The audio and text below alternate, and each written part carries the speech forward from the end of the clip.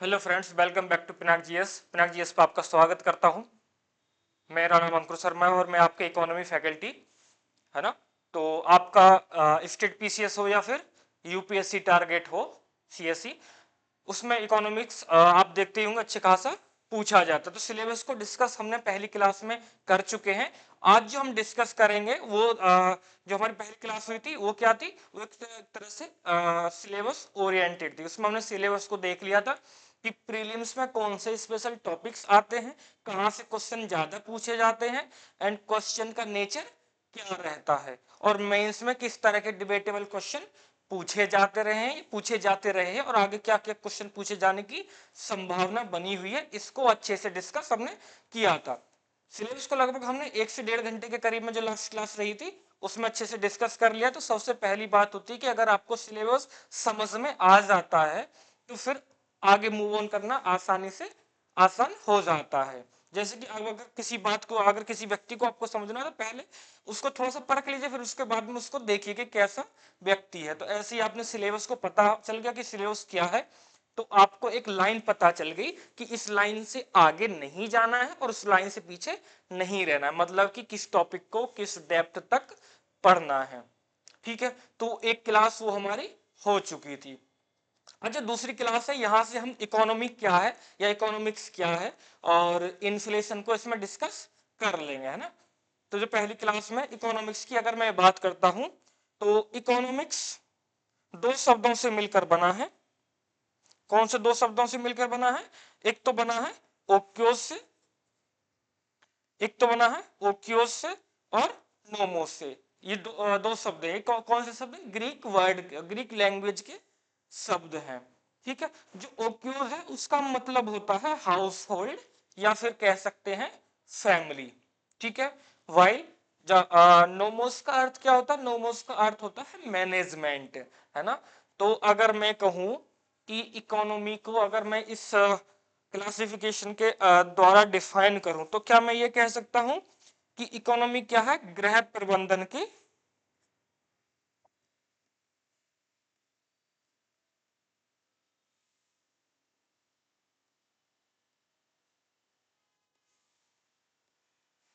क्या है?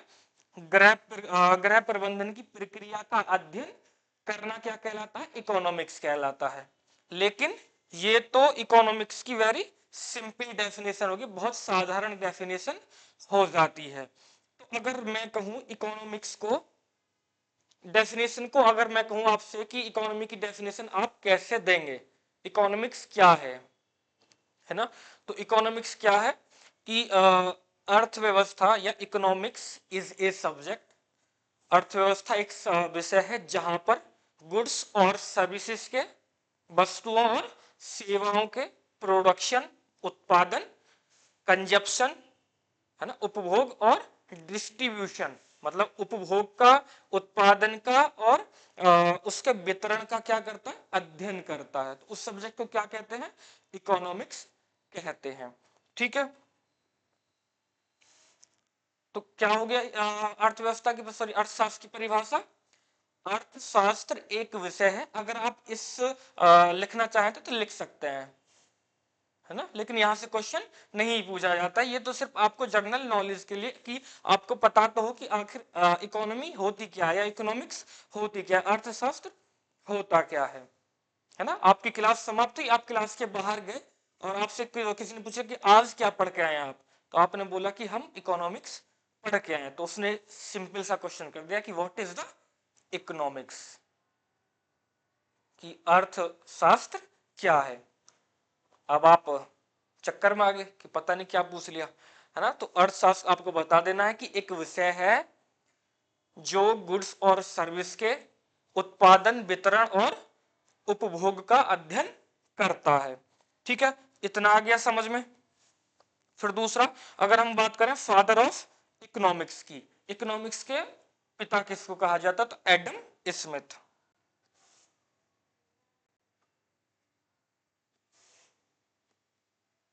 Father of economics किसको बोला जाता है? एडम स्मिथ को।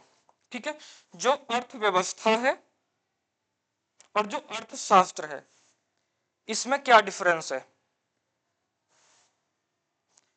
तो जो अर्थशास्त्र है उसकी थीम क्या है?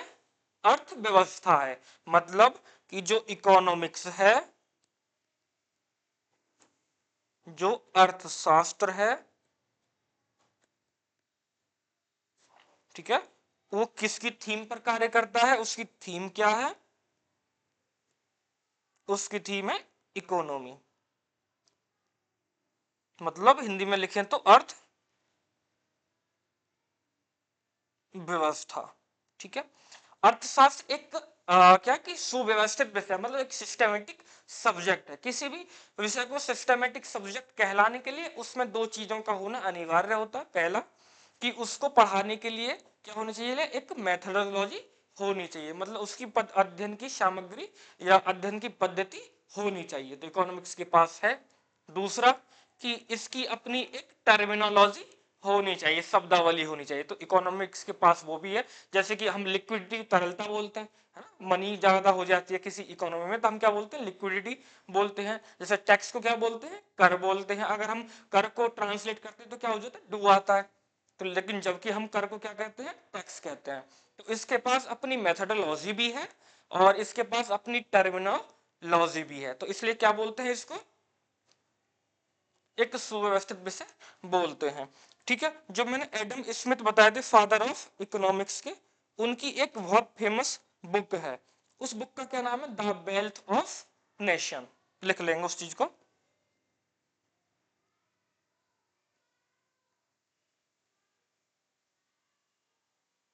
The wealth of Nations. आपको पता होगा जो मेरी क्लासेस चलती है वो बाइलिंगुअल ही चलती है ना, मैं दोनों लैंग्वेज में आपको लिखवाता हूँ, और यहाँ पर बैठे हुए लोग भी जो हैं वो भी दोनों लैंग्वेज के ही है ना, हिंदी लैंग्वेज वाले भी बच्चे हैं यहाँ पर और इंग्लिश लैंग्वेज वाले भी बच्चे हैं, तो दोनों चीजों को डिस्कस करना बन जाता है ना, और दोनों दोनों लैंग्वेज में, हिंदी में भी और इंग्लिश में भी। ठीक है, अब बात करते हैं हम नेक्स्ट टॉपिक की तरफ आते हैं कि इकोनॉमिक्स का क्लासिफिकेशन कैसे होता है। ठीक है, तो क्लासिफिकेशन कैसे होता है उसको देख लेते हैं। इकोनॉमी का जो क्लासिफिकेशन है वो टू पार्ट्स में डिवाइड किया हुआ है। ये किसने दिया है? एक वैज्ञानिक, सॉरी एक इकोनॉमिस्ट हुए हैं, रेगनर फ्रिच।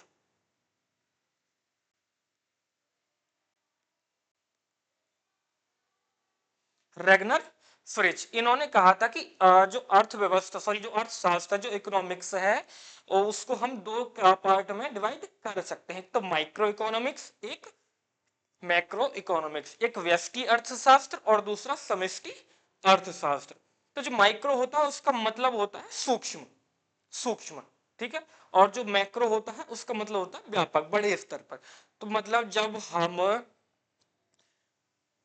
अर्थशास्त्र का या इकोनॉमी का या अर्थव्यवस्था का अध्ययन सूक्ष्म लेवल, मतलब छोटे स्तर पर करते हैं, जैसे कि एक परिवार की आय और व्यय को हम देखते हैं, तो या फिर एक इंडस्ट्रियल यूनिट की बात करते हैं, तो किस में आती है?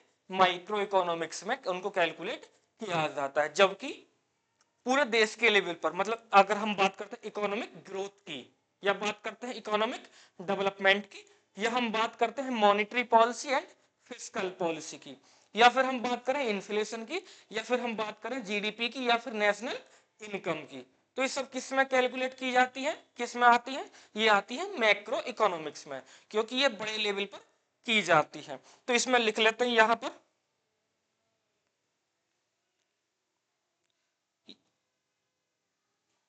लिखेंगे इस साइड में, यह किसी भी अर्थव्यवस्था के आधार को संदर्भित करता है, क्योंकि अगर किसी देश की माइक्रो इकोनॉमिक्स, सॉरी हाँ, माइक्रो इकोनॉमिक्स ही मजबूत नहीं होगी तो मैक्रो इकोनॉमिक भी मजबूत नहीं होगी, और जब दोनों ही इकोनॉमिक ये मजबूत नहीं होंगे तो किसी देश की अर्थव्यवस्था उतनी ज्यादा मजबूत नहीं होगी।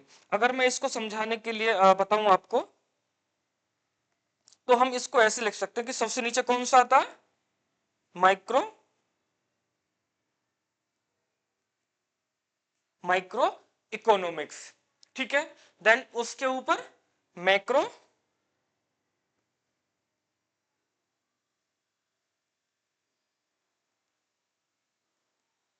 मैक्रो इकोनॉमिक, ठीक है, मैक्रो इकोनॉमिक्स आता है। जब हम इन दोनों को मिला देते हैं तो उसी को क्या बोलते हैं हम? इकोनॉमिक्स बोलते हैं। तो मतलब किसी भी देश की अर्थव्यवस्था का आधार माइक्रो इकोनॉमिक्स होता है, फिर उसके ऊपर कौन होता है, मैक्रो इकोनॉमिक्स आता है। उम्मीद करता हूं आपको समझ में आ गया होगा। अगर समझ में नहीं आया तो अब यहां से क्वेश्चन पूछ सकते हैं।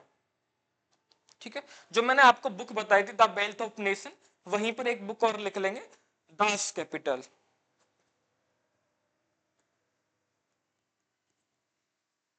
दास कैपिटल ये लिखिए कार्ल मार्क्स ने। पहले बुक जनरली नहीं पूछे जाते थे, लेकिन इस बार आपने यूपीपीसीएस या फिर अदर स्टेट पीसीएस का एग्जाम देखा होगा, बुक को उसमें खूब और स्कीम को खूब सारा इस बार पूछा गया है ना। उनको क्रोनोलॉजिकल ऑर्डर में सजाने के लिए, या एक बुक का नाम दे दिया, 4 बुक का नाम दे दिया और 4 राइटर का नाम दे दिया, बोले कि इनका मैच कीजिए, इनका मिलान कीजिए। तो बीच बीच में जो हमारी बुक इंपॉर्टेंट बुक है वो सब मैं आपको इकोनॉमी की जो है उनको कराता रहूंगा। ठीक है, तो 2 बुक मैंने बताई, एक तो दास कैपिटल कार्ल मार्क्स की, और बताया द वेल्थ ऑफ नेशन किसके द्वारा राइट की गई है, जो फादर ऑफ इकोनॉमिक्स है एडम स्मिथ के द्वारा। ठीक है, डन। तो अब बढ़ते हैं नेक्स्ट। अब बात करते हैं हम इन्फ्लेशन की। आपने सुना होगा कि महंगाई बहुत बढ़ गई है, तो महंगाई को ही क्या बोलते हैं हम इकोनॉमिक्स में, इन्फ्लेशन, मुद्रास्फीति बोलते हैं, जबकि महंगाई इसका एक मात्र कारक है। ठीक है, अगर मैं इकोनॉमिक्स की डेफिनेशन देना चाहूं तो इकोनॉमिक की डेफिनेशन क्या है कि वस्तु और सेवाओं के मूल्य में निरंतर बढ़ोतरी की दशा, जिसके कारण उस देश की करेंसी की परचेसिंग पावर क्या हो जाती है, डिक्रीज हो जाती है, मतलब क्रिया क्षमता कम हो जाती है। जैसे कि मान लीजिए पेन है मेरे हाथ में, ठीक है, ये मेरे हाथ में क्या है, पेन है, ठीक है। तो जब इन्फ्लेशन नहीं था तो इसका प्राइस कितना था, 100 रुपये। मतलब मैं 100 रुपये का नोट लेके जाता था, करेंसी नोट लेके जाता था 100 रुपये का, और इस पेन को क्या कर लाता था, बाई कर लाता था। ठीक है, लेकिन अब इसकी क्या हुई, इन्फ्लेशन के कारण प्राइस क्या हो गया, मान लेते हैं 105, 105 हो गया। तो क्या मैं इसको अब 100 रुपये के करेंसी नोट से ला सकता हूं खरीद कर, नहीं। तो इसी को क्या बोलते हैं, या तो मैं 2 तरह से कह सकता हूं कि भाई जो मेरी करेंसी नोट था उसकी परचेजिंग पावर क्या हो गई है, डिक्रीज हो गई, घट गई है। या फिर मैं ये कह सकता हूं कि भाई भाई इसका क्या है, जो पेन है इसका प्राइस क्या हो गया है, बढ़ गया है। ठीक है, तो या तो प्राइस बढ़ जाना और उससे क्या हो जाता है, परचेजिंग पावर घट जाती है, दोनों साथ ही होते हैं, ये तो सब जानते हैं ना। किसी चीज की कोई चीज प्राइस बढ़ेगा तो उसकी परचेसिंग पावर क्या हो जाएगी, करेंसी नोट की घट जाएगी। इसी को क्या बोलते हैं इकोनॉमी में, इन्फ्लेशन बोलते हैं।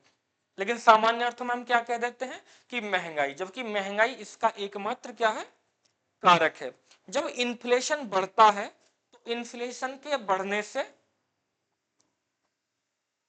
तो इन्फ्लेशन के बढ़ने से क्या हो जाता है, जो उपभोग होता है, जो कंजप्शन होता है, वो क्या होता है, महंगा हो जाता है। और जब कंजप्शन महंगा हो जाता है तो जो हमारी सेविंग्स होती हैं वो क्या हो जाती हैं, जो बचत होती है, बचत ऑलरेडी क्या हो जाती है, डिक्रीज हो जाती है। मान लीजिए कि मैं कमाता हूं 10,000 रुपये पर मंथ, ठीक है,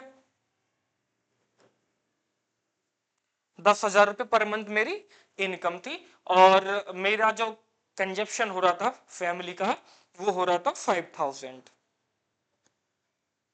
ठीक है, तो मैं 5,000 क्या कर ले रहा था, सेविंग्स कर ले रहा था। ठीक है, लेकिन ड्यू टू इन्फ्लेशन, इन्फ्लेशन के कारण हुआ क्या कि जो मेरा कंजप्शन था, उपभोग था, ये बढ़कर क्या हो जाता है 6,000। ठीक है, तो जो मेरी सेविंग्स हैं ये क्या हो जाएंगी, ऑलरेडी कम हो जाएंगे 4,000। तो इसी को मैं आपको समझाना चाह रहा था कि जो इन्फ्लेशन होता है उसके कारण उपभोग महंगा हो जाता है और बचत क्या हो जाती है, ऑलरेडी कम हो जाती है, स्वतः कम हो जाती है। ठीक है, स्वतः क्या हो जाती है, कम हो जाती है। अगर मैं बात करूं परचेसिंग पावर की, तो जब एक करेंसी की परचेसिंग पावर क्या हो जाती है, समाप्त हो जाती है, मतलब जीरो हो जाती है, तो उस करेंसी को या उस सिक्के को मार्केट से मतलब इकोनॉमी से क्या कर दिया जाता है, बाहर कर दिया जाता है। जैसे अगर मैं बात करूं करंट की, तो अभी सबसे छोटी करेंसी कौन सी है कॉइन में, 50 पैसा। ठीक है, जैसे आप देखते होंगे किसी गुड्स पे या सर्विस पे लिखा रहता है, मान लेते हैं 30.50, तो इसका मतलब 50 पैसा अभी भी चलता है, लेकिन मार्केट में उसका सर्कुलेट नहीं होता है, क्योंकि जब करेंसी नोट बनाई जाती है तो उसमें एक रूल्स को फॉलो किया जाता है कि जो उसमें मेटल लगा रहे हैं आप, उसकी वैल्यू जो उस करेंसी नोट की उस करेंसी कॉइन की जो मार्केट में वैल्यू है उससे कम रहे, उससे ज्यादा या उसके बराबर ना हो जाए, वरना उसका क्या होने लगता है, मिसयूज लोग करने लगते हैं। मान लीजिए कि जैसे कि आपने देखा होगा ना, पहले 2 रुपए का सिक्का आता था, इतना बड़ा आता था, या 5 रुपए का सिक्का आता था, तो उसको क्या करते हैं लोग, गला लेते हैं और उससे बिलेट वगैरह जो होते हैं सेविंग्स वगैरह में यूज जो करते हैं, उन चीजों को बना लेते थे, तो इसलिए वो क्या किया, कम कर दिया जाता है। ठीक है, तो अभी सबसे छोटी करेंसी कॉइन कौन सा है, 50 पैसा, लेकिन इसके साथ आरबीआई ने कंडीशन जोड़ी हुई है कि आप मैक्सिमम 10 रुपीज तक का, मैक्सिमम 10 रुपीज तक का पेमेंट 50 पैसे की कॉइन के द्वारा कर सकते हैं। अब आप कहेंगे कि सर हम तो जाते हैं शॉप पर जाकर जाते हैं, लेकिन वो तो लेता नहीं। हाँ, क्यों, क्योंकि मार्केट में सर्कुलेट नहीं है। अगर आपके पास कॉइन है तो आप आरबीआई के काउंटर पर जा सकते हैं, अलग अलग शहरों में, दिल्ली में भी है, तो वहां जाकर आप उसको जमा करके वहां से 10 रुपये ले सकते हैं। ठीक है, तो ये तो हो गया कॉइन की बात। अब देखते हैं कि इन्फ्लेशन का इफेक्ट हमने देख लिया कि बचत क्या हो जाती है, कम हो जाती है, लेकिन सबसे ज्यादा इन्फ्लेशन का इफेक्ट उन लोगों पर पड़ता है जिनके पास सरप्लस नहीं होता है, मतलब जो उनके पास सरप्लस नहीं होता, जो गरीब लोग होते हैं। क्यों, क्योंकि उनके पास सरप्लस नहीं होता, जबकि अमीर लोग क्या करते हैं, जो उनके पास सरप्लस होता है उसको कहीं दूसरी जगह जाके इन्वेस्ट कर देते हैं। ठीक है, तो जो उन्होंने इन्वेस्टमेंट किया और इन्फ्लेशन है, तो उनका इन्वेस्टमेंट भी क्या होगा, प्रॉफिट लगातार बढ़ता जाएगा, तो जो उनका प्रॉफिट हुआ है उस प्रॉफिट से वो उस इफेक्ट को कम कर लेंगे जो उनकी सेविंग पर या उनके कंजप्शन पर इन्फ्लेशन के कारण पड़ा था। मान लीजिए कि मेरे पास 1 लाख रुपीज में क्या है, 1 लाख रुपीज है। ठीक है, देन मैंने इसको क्या किया, सरप्लस है, ये मैंने यहां पे कर दिया इन्वेस्ट, यहां पर इन्वेस्ट कर दिया, तो आपको पता होगा जब मैंने इन्वेस्ट किया तो इसका प्राइस भी लगातार बढ़ेगा। तो मान लेते हैं ये कितना हो जाता है,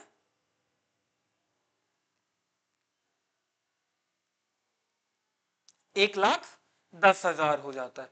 तो ये 10,000 एक्स्ट्रा मेरे पास आया है, तो इस 10,000 का मैं कहा यूज कर दूंगा, जहां मेरी सेविंग पर इफेक्ट पड़ा था। ठीक है, तो समाज के सबसे गरीब लोगों पर इसका इफेक्ट पड़ता है, जो डेली का लाते हैं और डेली का खाने वाली बात होती है जिनके पास। ठीक है, और जिनके पास सरप्लस होता है वो लोग क्या काम करते हैं, वो लोग इसको कहीं दूसरी जगह इन्वेस्ट कर देते हैं, क्योंकि इन्वेस्ट किया गया पैसा है और वो इन्फ्लेशन लगातार बढ़ रही है, तो इनका जो इन्वेस्ट किया गई मनी है उसमें भी प्रॉफिट लगातार बढ़ता रहता है, तो जो प्रॉफिट होता है उसका ये यूज कहाँ कर लेते हैं, जो इन्फ्लेशन के कारण इन पर इफेक्ट पड़ा था। ठीक है, इतना आ गया समझ में। और दूसरा क्या होता है, जो इन्फ्लेशन होता है, इन्फ्लेशन के कारण लोन देने वाले को क्या होता है, लॉस होता है, जबकि लोन लेने वाले को प्रॉफिट होता है। तो इसका मतलब ये भी नहीं है कि आज आप जाएं और लोन लेके आए और उसको कंज्यूम कर लें, कि सर ये बताए थे कि जब इन्फ्लेशन बहुत ज्यादा बढ़ेगी तो लोन देने वाले को क्या होगा, लॉस होगा, और जो लोन ले रहा है उसको क्या होगा, प्रॉफिट होगा।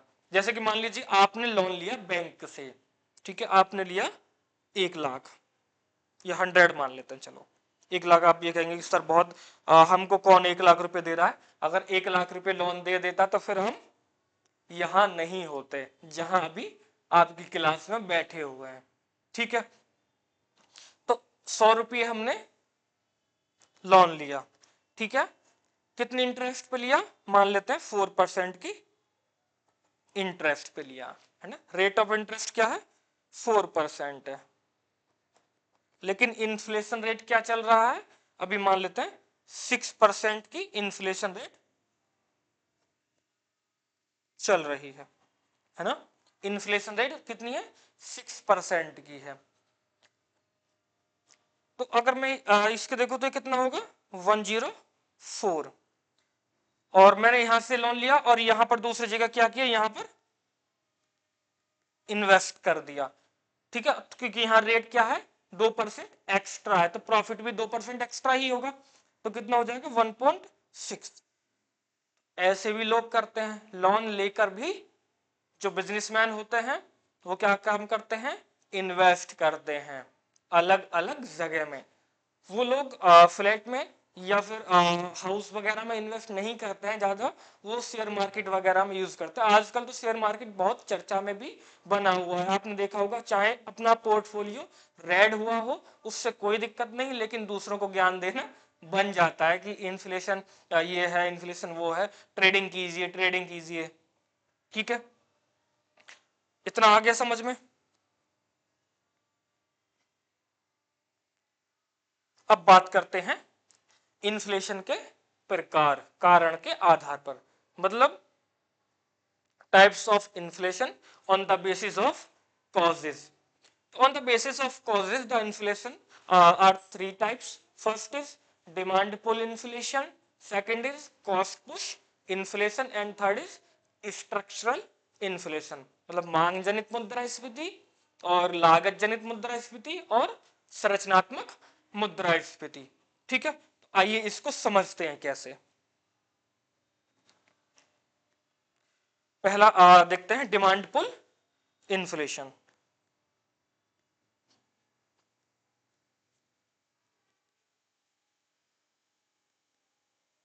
डिमांड पुल इन्फ्लेशन मतलब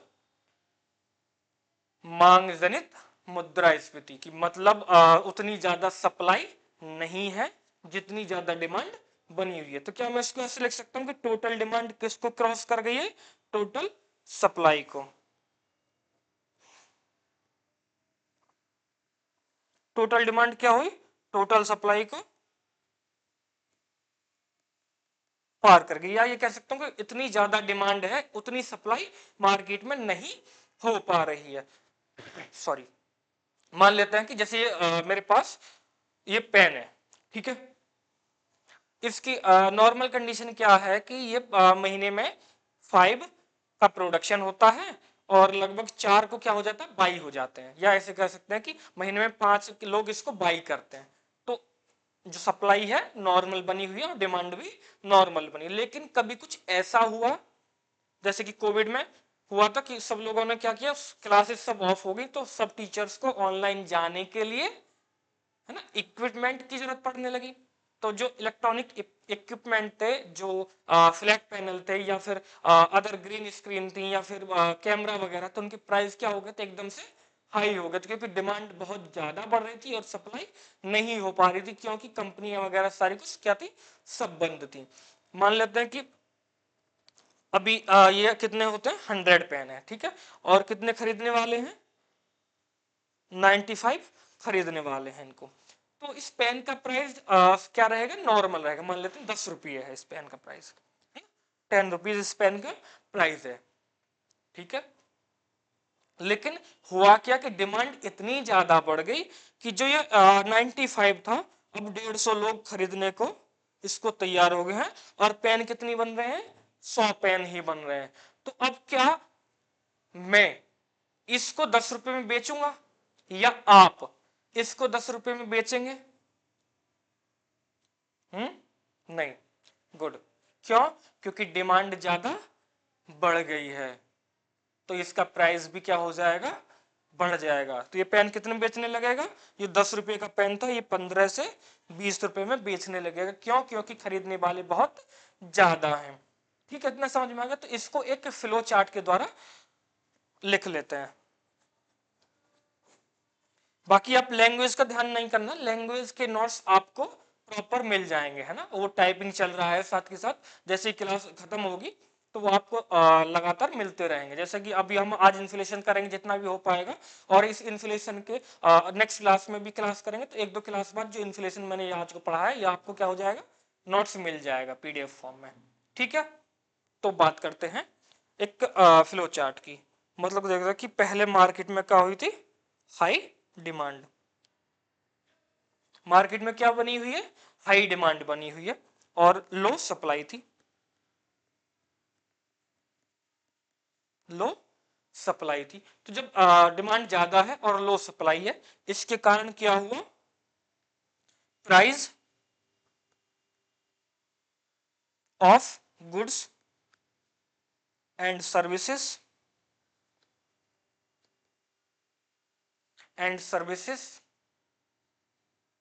क्या हो जाएंगे, इंक्रीज, है ना, बढ़ जाएंगे। और जब प्राइस बढ़ जाएंगे तो इसको हम दूसरी तरह से कह सकते हैं कि purchasing power of the currency क्या हो जाएगी, डिक्रीज हो जाएगी, है ना। तो इसको लिख लेते हैं, decrease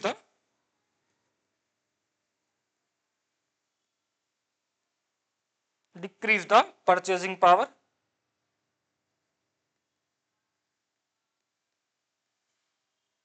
of currency, decrease the purchasing power of currency. तो इसी को हम क्या बोलते हैं कि या तो प्राइस हाई हो जाए या फिर करेंसी की परचेजिंग पावर क्या हो जाए, डिक्रीज हो जाए। इसी को क्या बोलते हैं अपन लोग, इन्फ्लेशन बोलते हैं। और ये इन्फ्लेशन चूंकि हाई डिमांड के कारण थी, तो इस इन्फ्लेशन को हम क्या बोलते हैं, डिमांड पुल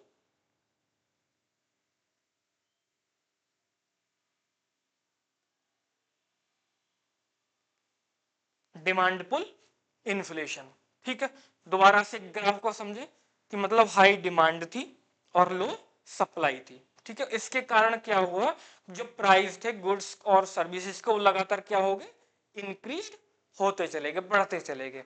जब प्राइस इंक्रीज होते चले गए तो जो हमारी करेंसी थी, डोमेस्टिक करेंसी जो थी, उसकी परचेजिंग पावर क्या हो गई, कम हो गई। और इसी को हम क्या बोलते हैं, इन्फ्लेशन। और this inflation in due to the demand pull, sorry due to the demand, that is called the demand pull inflation. इसको क्या बोलते हैं इसलिए, डिमांड पुल इन्फ्लेशन या मांग जनित मुद्रास्फीति कहा जाता है। ठीक है, अब बात करते हैं जो हमने दूसरा देखा था, कॉस्ट पुश इन्फ्लेशन, है ना, लागत जनित मुद्रास्फीति। नेक्स्ट हेडिंग डाल देंगे,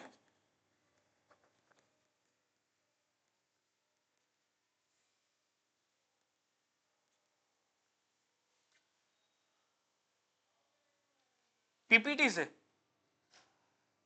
हाँ, लेकिन इकोनॉमी सब्जेक्ट ऐसा है कि उसमें मैं पीपीटी से आपको ज्यादा डिस्कस नहीं कर सकता। अगर पीपीटी में मैं अपने सारे नोट्स उतार दूंगा तो वो फिर पीपीटी पीपीटी नहीं रह जाएगी एक्चुअल में, है ना, वो फिर कुछ और ही हो जाएगा। फिर मैं सारा वो देख के उसमें से बताता रहूंगा और सारी चीजें आपको सामने दिखती रहेंगी स्क्रीन पे।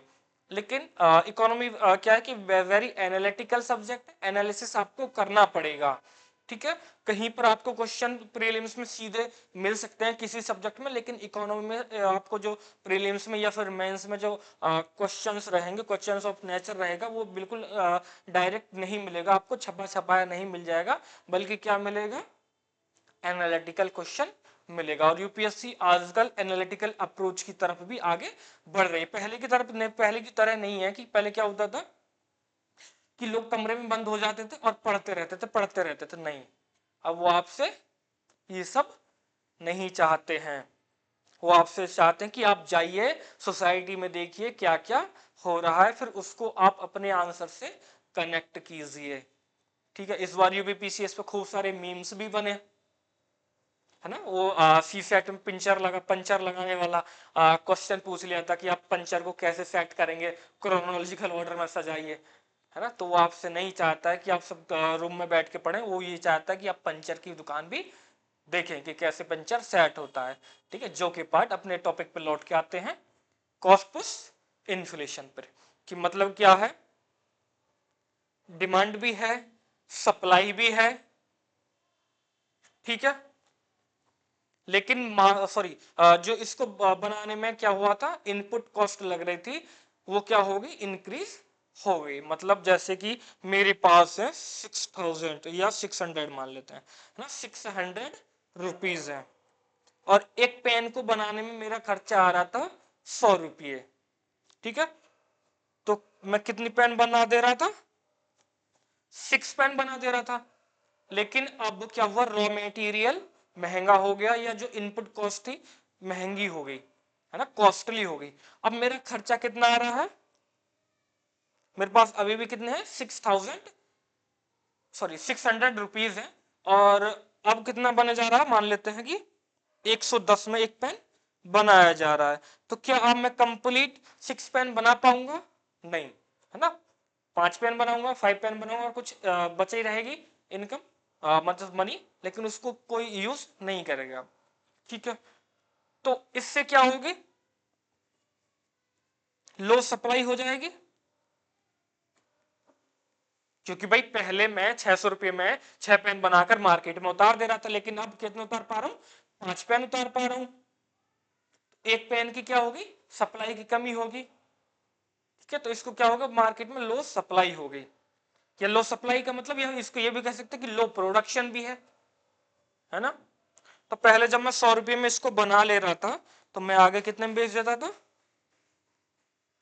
110 में बेच देता था। लेकिन अब मेरी जो इसको कॉस्ट लग रही है बनाने में, वही 110 रुपये लग रही है। तो क्या मैं इसको 110 रुपये में बेचूंगा, नहीं, ठीक। अब मैं इसको क्या बोलूंगा कि सर एक काम करते हैं, 120 रुपये में इसको बेचते हैं। तो यहां से यहां गए तो प्राइस क्या हो गए, राइज हो गए। और ये किसके कारण राइज हुए हैं, इनपुट कॉस्ट के कारण। तो इसलिए इसको क्या बोला गया, कॉस्ट पुश इन्फ्लेशन, ठीक है। आगे अपने समझ में इसका भी एक फ्लो चार्ट बना लेते हैं, लिखना, कॉस्ट पुश इन्फ्लेशन।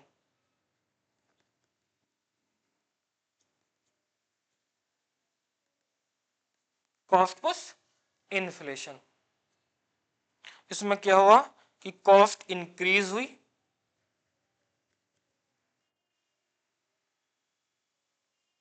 कॉस्ट क्या हुआ, इंक्रीज हुई। जब कॉस्ट इंक्रीज हो गई, इनपुट कॉस्ट, तो प्रोडक्शन लो हो गया, लो प्रोडक्शन, ठीक है। और जब लो प्रोडक्शन हुआ तो मार्केट में सप्लाई भी लो हो गई, मतलब लो सप्लाई लिख लेंगे, लो सप्लाई होगी। लेकिन डिमांड क्या थी, डिमांड बनी हुई है, तो फिर क्या हुई, हाई डिमांड अभी भी बनी हुई है। और जब डिमांड बढ़ी हुई है और सप्लाई कम है, तो यहां से आप इस फ्लो चार्ट को जब समझ ही गए होंगे कि इससे क्या होगा, प्राइस राइज हो जाएगा, किसका, गुड्स का एंड सर्विसेज का, गुड्स का एंड सर्विसेज का, ठीक है। इसी को हम क्या बोलते हैं, decrease the purchasing power of currency.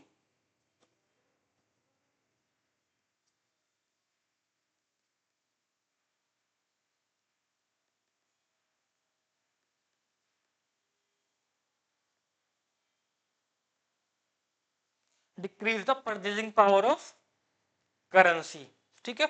और इसी को हम क्या बोलते हैं, इन्फ्लेशन। और ये इन्फ्लेशन किसके कारण थी, इनपुट कॉस्ट बढ़ जाने के कारण, इसलिए इसको क्या बोलते हैं, कॉस्ट पुश इन्फ्लेशन। मतलब कॉस्ट ने आगे क्या किया, प्राइस को पुश किया, इसलिए इसको क्या बोलते हैं, कॉस्ट पुश इन्फ्लेशन, ठीक है। इसका एक एग्जांपल ले सकते हैं सर्विसेज के मामले में, जैसे कि डीजल, ठीक है। डीजल क्या होता है कि हमारे यहाँ पे सर्विसेज में या गुड्स को बनाने में, उनको प्रोडक्शन करने में एक इंपोर्टेंट फ्यूल के रूप में यूज होता है, ये आप सब जानते ही है ना। जनरेटर हो गया, फिर ऑटो वगैरह, ये सब वो किससे चलते हैं, डीजल से, गाड़ियां वगैरह। अगर इंटरनेशनल मार्केट में क्रूड ऑयल का प्राइस बढ़ता है तो हमारे यहाँ डीजल भी क्या हो जाता है, डीजल की कॉस्ट भी महंगी हो जाती है। क्योंकि डीजल हमारे यहाँ मेजर फ्यूल के रूप में यूज होता है तो उससे बनने वाले प्रोडक्ट जिसमें डीजल क्या होता है एज ए फ्यूल यूज हो रहा है, या उनसे मिलने वाली सर्विस जिसमें डीजल एज ए फ्यूल क्या हो रहा है, यूज हो रहा है, तो उनकी भी प्राइस क्या हो जाएगी, बढ़ जाएगी। जैसे कि आप कहीं पे जाते होंगे, पहले आपने देखा होगा कि आप बस में जा रहे हैं कहीं पर, तो पहले बस का किराया मान लेते हैं 10 रुपीज था, ठीक है, लेकिन क्योंकि डीजल के प्राइस लगातार बढ़ते जा रहे हैं तो अब वहां का प्राइस भी उसका बस का किराया भी क्या होगा, बढ़ जाएगा, ठीक है। ठीक, इसी के साथ एक और चीज लिख लेंगे यहीं पे, इंपोर्टेड इन्फ्लेशन।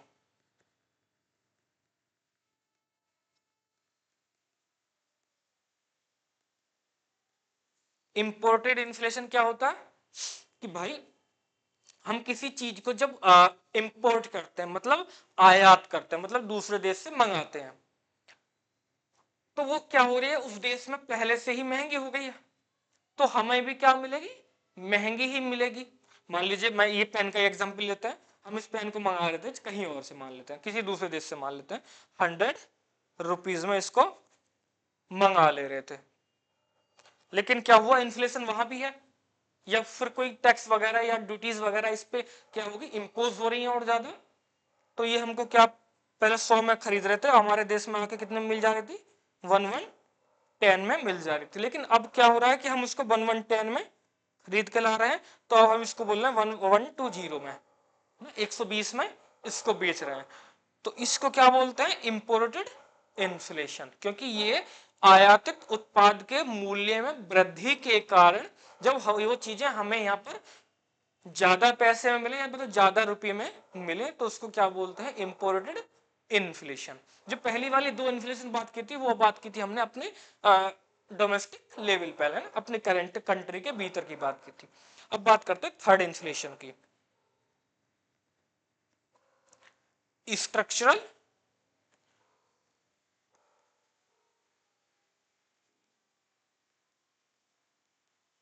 स्ट्रक्चरल इन्फ्लेशन, संरचनात्मक, संरचनात्मक लिखिए, संरचनात्मक मुद्रास्फीति, संरचनात्मक मुद्रास्फीति मतलब क्या है कि यदि किसी अर्थव्यवस्था में प्रोडक्शन भी ठीक ठाक है, सफिशिएंट है, और डिमांड भी क्या है, नॉर्मल है, लेकिन फिर भी कुछ चीजों के प्राइस क्या हो जाते हैं, बढ़ जाते हैं, कुछ स्ट्रक्चरल संरचनात्मक समस्याओं के कारण, ठीक है। If the production in the economy is sufficient but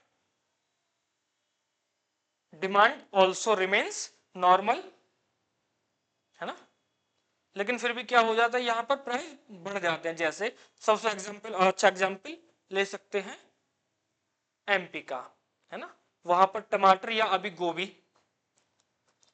किसान को गोभी का प्राइस वहां पर क्या मिल रहा है, लगभग 1 रुपया किलो या फिर 2 रुपया किलो मिल रहा है, जबकि दिल्ली जैसी सिटी में या जो फिर मेट्रोपॉलिटन सिटी है वहां पर क्या होता है, जो महानगर है वहां पर गोभी कभी 20 30 40 50 से नीचे नहीं आती, अभी भी लगभग आपके दिल्ली में इतना ही चल रहा होगा 40 50 के आसपास में, ठीक है। तो ऐसा क्यों, जब हम सब एक देश में रहते हैं, यहां से एमपी जाइएगा 5 घंटे 6 घंटे में आप एमपी पहुंच जाएंगे बाय ट्रेन, लेकिन ऐसा क्यों होता है, ऐसा इसलिए होता है क्योंकि हमारे यहाँ संरचनात्मक जो बुनियादी सुविधाएं हैं वो उपलब्ध नहीं है, लोग जागरूक नहीं है।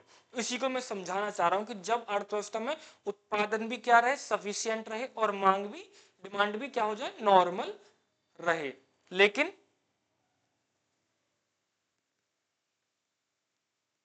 स्टोरेज फैसिलिटी, स्टोरेज फैसिलिटी ना होने के कारण या फिर ट्रांसपोर्टेशन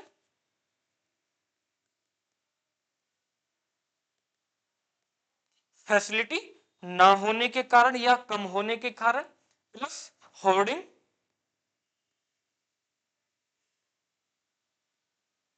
होर्डिंग को बोलते हैं जमाखोरी।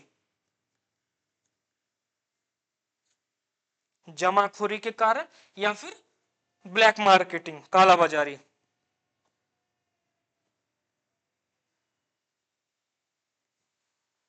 ब्लैक मार्केटिंग मतलब काला बाजारी के कारण या फिर कार्टिलेशन।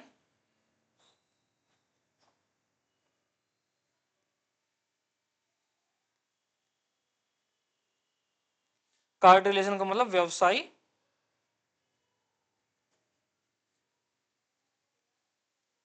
समूहीकरण। मैं एक एक करके इनको समझा दूंगा, आपको पहले समझ लेते हैं कि यह क्या है ना? मतलब स्टोरेज फैसिलिटी ना होने के कारण, या ट्रांसपोर्टेशन फैसिलिटी, या होर्डिंग के कारण, या ब्लैक मार्केटिंग के कारण, या फिर कार्टिलेशन जो व्यवसायिक समूहीकरण है उनके कारण इन्फ्लेशन उत्पन्न हो जाए तो उसको क्या बोलते हैं? स्ट्रक्चरल इन्फ्लेशन, संरचनात्मक मुद्रास्फीति कहते हैं उसको। ठीक है, अब बात करते हैं स्टोरेज फैसिलिटी। आप देखें कि कोल्ड स्टोरेज नहीं है। जब आलू का सीजन आता है तो किसान अपने आलू के ट्रैक्टर को या फिर बुग्गी को लेके 4-4 5-5 दिन तक कोल्ड स्टोरेज के दरवाजे पर खड़े रहते हैं, जबकि जो व्यापारी आते हैं वो क्या करते हैं, पीछे के दरवाजे से आते हैं, रात को खिलाते हैं और चले जाते हैं। और वहीं अगर बीच में बारिश पड़ गई तो आपको पता होगा कि अगर आलू में या फिर ये सब्जी वगैरह जो होती हैं तो जो जल्दी खराब होती हैं, इन पर अगर बारिश की बूंदें लगी तो ये बहुत जल्दी खराब हो जाती हैं, सड़ गल जाती हैं। तो क्या हो जाता है, किसान का नुकसान हो जाता है। दूसरा, ट्रांसपोर्टेशन फैसिलिटी इतनी नहीं है और हमारे यहाँ का किसान उतना सक्षम भी नहीं है कि वहां से गोभी को रखे एमपी से और दिल्ली लाकर बेचे। ठीक है, तो व्यवसायी क्या करते हैं, वहां पर जमाखोरी कर लेते हैं, या जमाखोरी क्या करते हैं, खरीद कर स्टॉक में रख लेते हैं कि जब इसकी किसान के पास ये चीज समाप्त हो जाएगी तब हम इसको क्या करेंगे, बाजार में उतारेंगे। और बाजार में कैसे उतारेंगे, अपने मनमाने रेट पर। उसी को क्या बोलते हैं, जमाखोरी, सॉरी कार्टिलेशन बोलते हैं। कि मानो कि 4-5 बड़े बड़े व्यापारी हैं किसी सिटी में, उन्होंने आपस में क्या किया, ग्रुपिंग व्हाट्सएप खेल लिए कि ठीक है तुम्हारे पास कितना आलू, बोले कि 100 टन, आपके पास 500, दूसरा बोले 400, बोले कि ठीक है सर काफी मात्रा में हमारे पास आलू है। जब किसान के पास से जो आलू है वो समाप्त हो जाएगा तब हम क्या काम करेंगे, आपस में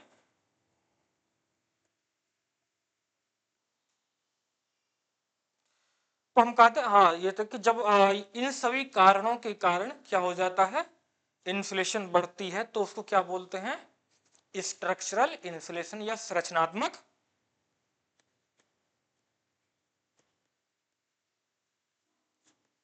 मुद्रा, संरचनात्मक मुद्रा स्फीति कहते हैं। डन। तो तीनों प्रकार की जो हमारी इन्फ्लेशन है on the basis of causes, इसको हमने देख लिया है। अब बात करते हैं इन्फ्लेशन को कंट्रोल करने की रेस्पॉन्सिबिलिटी किसकी है, आखिर कौन इसको टारगेट करेगा, मतलब कौन इसको कंट्रोल में रखेगा। कुछ तो टारगेट दिया होगा, तो इन्फ्लेशन टारगेटिंग है 4 ± 2, मतलब 2% से लेके और 6% तक की रहती है तो इन्फ्लेशन सही मानी जाती है, क्योंकि विकसित देशों में, सॉरी विकासशील देशों में इन्फ्लेशन रेट यही रहती है। ये एक क्वेश्चन ये भी रेज होता है कि 4 ± 2 ही क्यों रखा है ना? तो इसलिए रखा कि जितनी भी डेवलपिंग कंट्रीज थी उसने उन्होंने 4 ± 2 वाले रेंज को फॉलो करते हुए अपने आप को डेवलप कंट्री में क्या किया है, बदल लिया है, चेंज किया है। मतलब पहले विकसित और विकासशील जो देश थे उन्होंने 4 ± 2 इन्फ्लेशन रेट को फॉलो करते हुए खुद को विकसित देश के रूप में स्थापित कर लिया, इसलिए हमने इस इन्फ्लेशन टारगेटिंग कितना दिया, 4 ± 2। ठीक है, अब बात करते हैं रेस्पॉन्सिबिलिटी किसकी है इन्फ्लेशन को कंट्रोल करने की। तो हेडिंग डाल देंगे एक, भारत में मुद्रास्फीति को कंट्रोल करने की जिम्मेदारी किसकी है, किसकी है ना? तो आप जानते होंगे कि इन्फ्लेशन हमने 3 टाइप से पढ़ा था। पहला डिमांड, दूसरा पढ़ा था कॉस्ट, और तीसरा पढ़ा था स्ट्रक्चरल, है ना। Demand pull inflation, cost push inflation, and third structural inflation. मैं पूरा लिख देता हूं।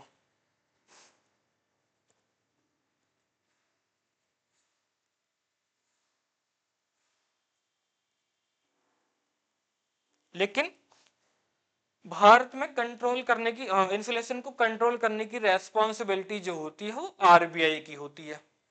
लेकिन आरबीआई के साथ एक बैरियर ये है कि आरबीआई सिर्फ डिमांड पुल इन्फ्लेशन और कॉस्ट पुश इन्फ्लेशन को अपनी मॉनेटरी पॉलिसी के द्वारा या फिर अदर पॉलिसीज के द्वारा, या जो मॉनेटरी पॉलिसी के स्टांस होते हैं उनके द्वारा इन दो को ही कंट्रोल कर सकती है। किस किस को? डिमांड पुल इन्फ्लेशन को और कॉस्ट पुश इन्फ्लेशन को। इनको कौन कर पाता है? आरबीआई करता है। क्योंकि कोल्ड स्टोरेज बनाना या एक रेल चलाना या ट्रांसपोर्टेशन फैसिलिटी अवेलेबल कराना या जो कार्टिलेशन है, व्यवसायिक समूहीकरण है, उसको तोड़ने की जिम्मेदारी किसकी है? सरकार की, ना कि आरबीआई की। ये सब काम कौन कर सकती है? सरकार कर सकती है। डैम सरकार बना सकती है, या फिर जो व्यवसायिक समूहीकरण है उसको तोड़ सकती है। कोल्ड स्टोरेज फैसिलिटी भी अवेलेबल कौन करा सकती है? गवर्नमेंट करा सकती है। तो स्ट्रक्चरल इन्फ्लेशन कौन करता है? गवर्नमेंट, सरकार। सरकार करती है इन्फ्लेशन को कंट्रोल, स्ट्रक्चरल इन्फ्लेशन को। और कॉस्ट पुश इन्फ्लेशन को भी कुछ हद तक सरकार ही कंट्रोल कर सकती है, सब्सिडी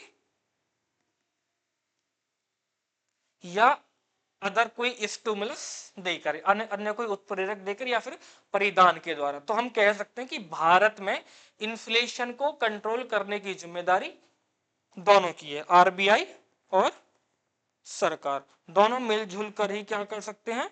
इन्फ्लेशन को कंट्रोल कर सकते हैं। ठीक है, तो कॉजेस पढ़ लिया, उनको कंट्रोल करने की रेस्पॉन्सिबिलिटी पढ़ ली। अब एक छोटा सा टॉपिक और पढ़ लेते हैं।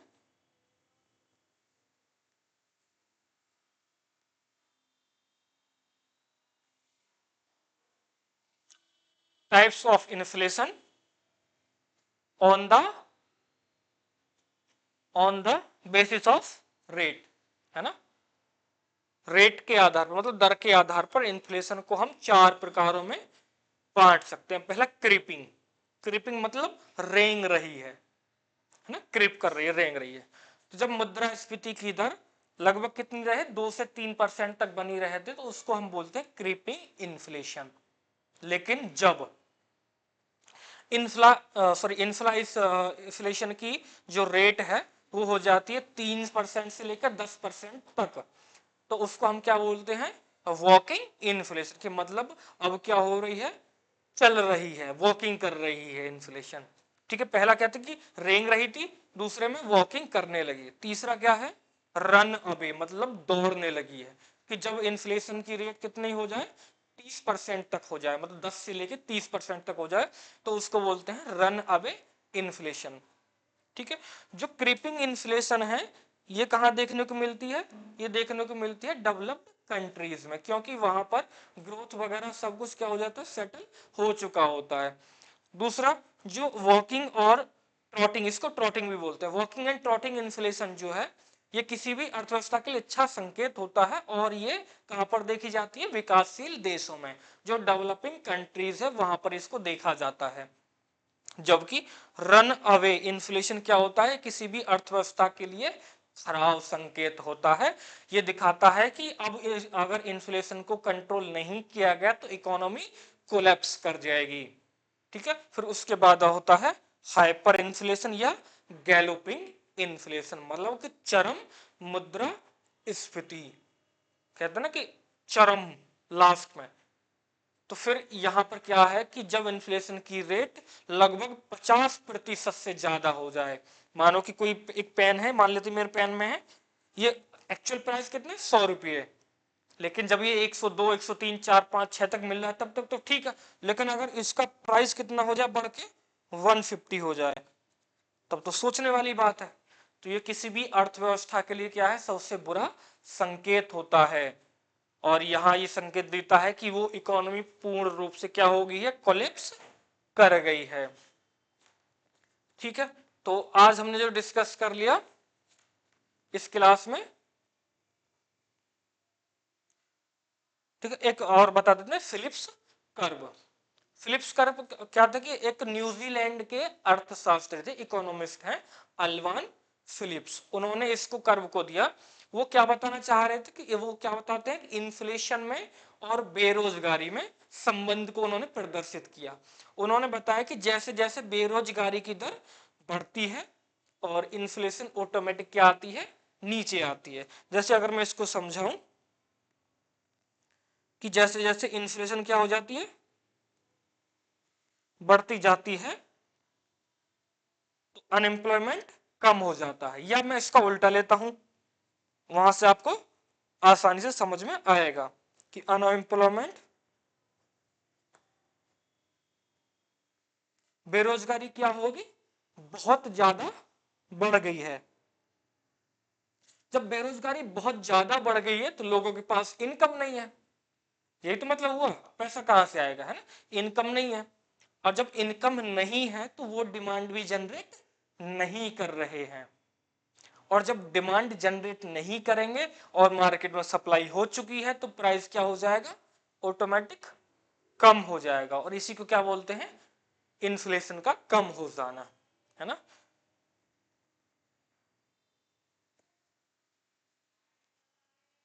इन्फ्लेशन क्या हो जाएगा, कम हो जाएगा। अगर इसको मैं एक मैथमेटिकल इक्वेशन में लिख दूं तो लिख सकते हैं कि inflation is indirectly proportional to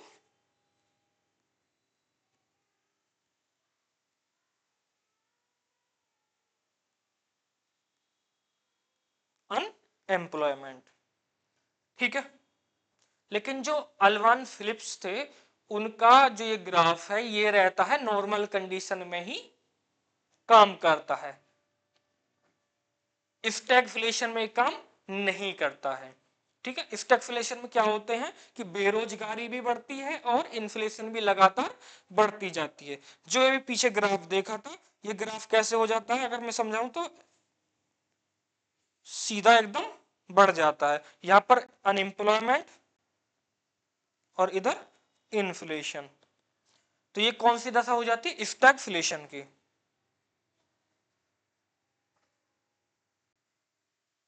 stagflation क्या होता है इसको नेक्स्ट क्लास में देखेंगे, और नेक्स्ट क्लास में हम ये भी देखेंगे कि इन्फ्लेशन को कैलकुलेट कैसे किया जाता है। जैसे हमारे आपने सुना होगा होलसेल प्राइस इंडेक्स और consumer price index. Wholesale price index में क्या होता है, सिर्फ सिर्फ गुड्स को होलसेल प्राइस पर डेटा को कलेक्ट किया जाता है, उस जबकि सर्विसेज को उसमें ऐड नहीं किया जाता है।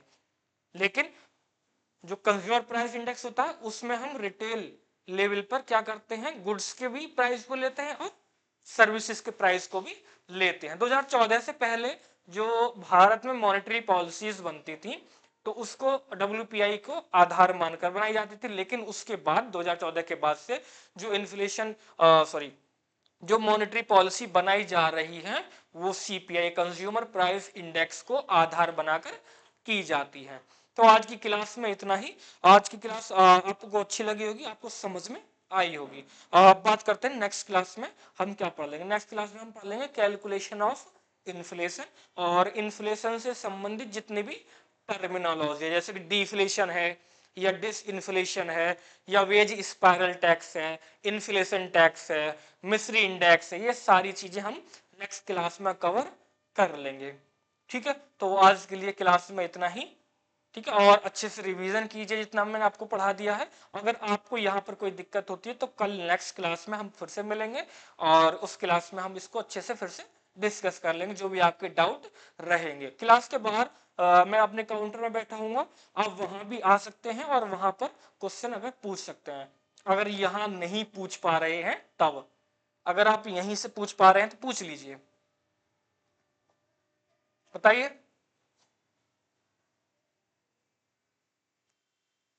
ठीक है, अगर यहाँ नहीं पूछ पा रहे हैं तो मैं काउंटर में अपने बैठा हूँ डेस्क पे, तो आप आना वहां पर पूछ जाना है ना। और कल से क्या हो जाएगा, जब इन्फ्लेशन ये हमारा कंप्लीट हो जाएगा तो यहाँ से जो हमारे पीवाई क्यूज आए हुए हैं उन पीवाई क्यूज को मेंस के भी प्रीलिम्स के भी एक एक करके आपको डिस्कस करते रहेंगे बीच बीच में।